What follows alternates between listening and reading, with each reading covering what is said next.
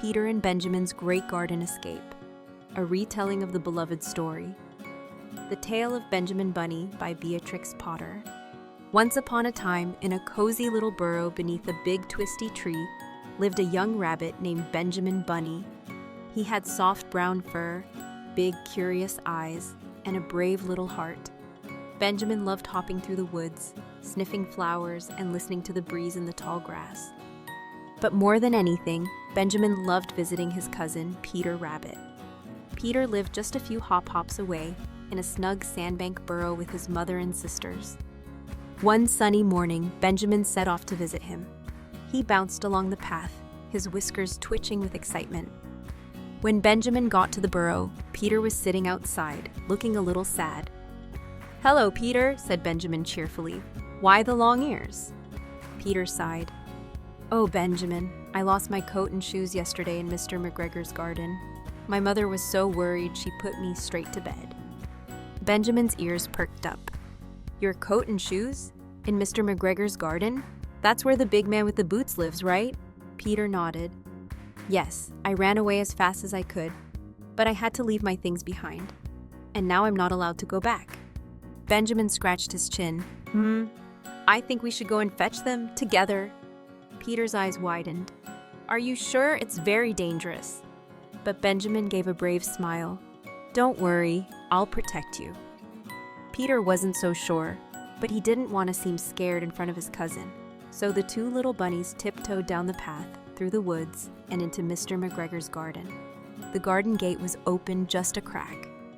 "Sneaky sneak time," whispered Benjamin, squeezing through the gap. Peter followed close behind, his ears twitching nervously. The garden was huge.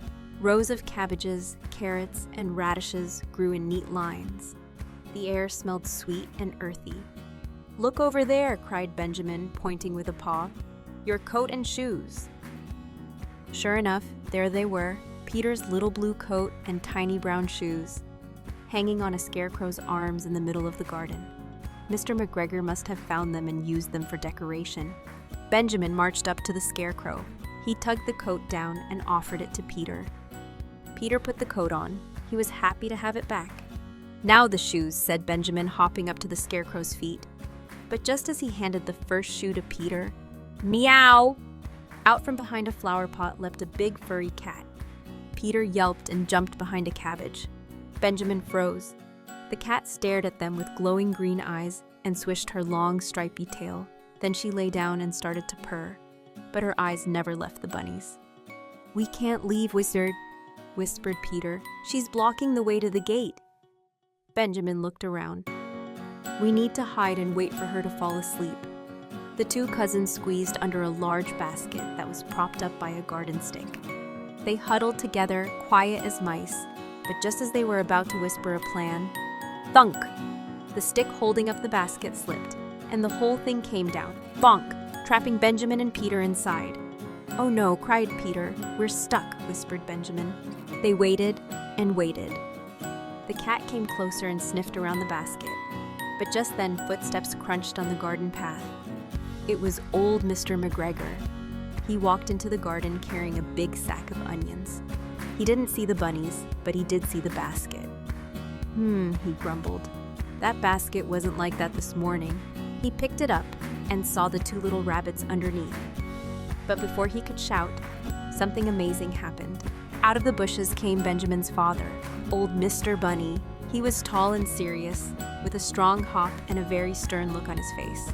He thumped the ground loudly with his foot and glared at Mr. McGregor. Mr. McGregor jumped back in surprise, tripped over the onions, and dropped them all over the ground. "Run!" shouted old Mr. Bunny. Benjamin and Peter didn't need to be told twice. They grabbed each other's paws and zoomed out of the garden. They squeezed under the fence, ran through the woods, and back to Peter's home faster than you can say radish pie. They flopped on the soft moss outside the burrow, panting and giggling. "That," said Benjamin between gasps, "was amazing." Peter laughed. "And I have my coat and shoes back." Just then, old Mr. Bunny arrived, puffing and shaking his head. "Benjamin Bunny," he said firmly, "you are in very big trouble." Benjamin's ears drooped. "Sorry, Father," but Mr. Bunny just sighed. "At least you're safe. "Come along, Benjamin. It's time to go home." So Benjamin gave Peter a quick hug and a wink, and then followed his father down the path. And though he got a scolding later and had to pick onions for supper, Benjamin never forgot the day he and Peter Rabbit faced a scary cat, got trapped under a basket, and made a daring escape, all for a coat and shoes. And Peter? Well, he decided it might be best to stay out of Mr. McGregor's garden from now on, at least for a little while. The end now. Close your eyes, little one. The bunnies are safe, the garden is quiet, and it's time for sweet dreams.